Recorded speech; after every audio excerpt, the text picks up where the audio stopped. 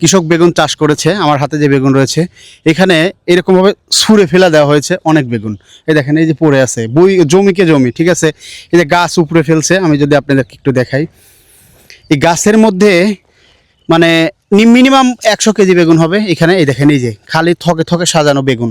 এই বেগুন কিন্তু এক সময় 100-200 টাকা কেজিও আমরা খেয়েছি ঢাকার শহরে, ঠিক আছে। এই দেখেন এই যে, এই দেখেন এই যে কি একটা অবস্থা, এত বেগুন।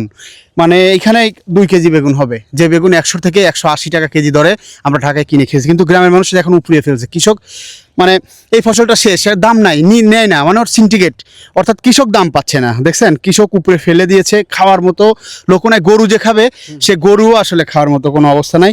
কৃষকের দেখেন উপরে ফেলে দিছে বেগুন, ঠিক আছে। তো ঢাকায় আমরা কিনে খাই অনেক দামে।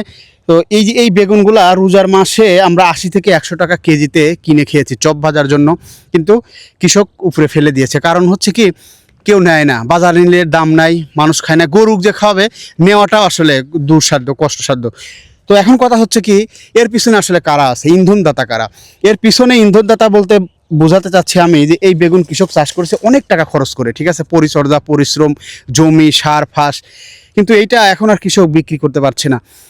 যদিও বিক্রি করে হয়তো 5 টাকা কেজি, 2 টাকা কেজি, কিন্তু ঢাকায় যেতে যেতে এইটা বেড়ে হচ্ছে 80 থেকে 100 টাকা কেজি।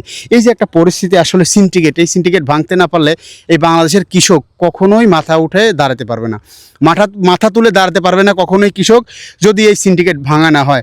অর্থাৎ কৃষক কিন্তু দিন শেষে সর্বদিক থেকে ক্ষতিগ্রস্ত।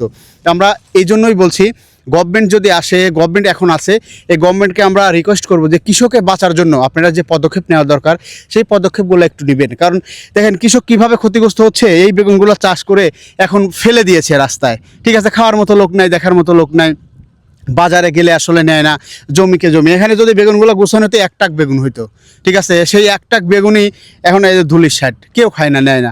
তো এই যে সিন্ডিকেট, আসলে এটা যদি বিক্রি করতে পারতো কৃষক, তাহলে হয়তো আর্থিকভাবে লাভবান হইতো, আর একটা ফসল সে চাষ করার মতো স্বাবলম্বী তার হইতো। কিন্তু এখন এটা বিনষ্ট হয়ে গেছে, এটা দেখার মতো কেউ নাই।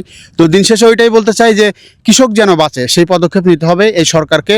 আর এই সিন্ডিকেট ভেঙে ধুলিস্যাৎ করে দিয়ে যেন কৃষকের বাঁচিয়ে রাখা হয়, কৃষক যেন মেরুদণ্ডহীন হয়ে বেঁচে না থাকে, কৃষক যেন দাঁড়িয়ে বাঁচতে পারে। এবং এই বাংলাদেশের যে জনগোষ্ঠী রয়েছে অধিকাংশই কৃষক, দেখেন এতটা পরিশ্রম করে তারা, মাথায় করে বোঝা বহন করে, কিন্তু আসলে এই যে কষ্ট, এই কষ্ট কিন্তু আসলে যদি এই দেশের গভর্নমেন্ট যদি না বোঝে, এই দেশের সরকার যদি না বোঝে, তাহলে এই কৃষকটা যদি একসময় বসে যায়, তাহলে কিন্তু বড় ধরনের একটা খাদ্যর মেসাকার আমাদের এই দেশে সৃষ্টি হবে। তাই বলে কৃষকের পাশে থাকুন, কৃষককে বাঁচান।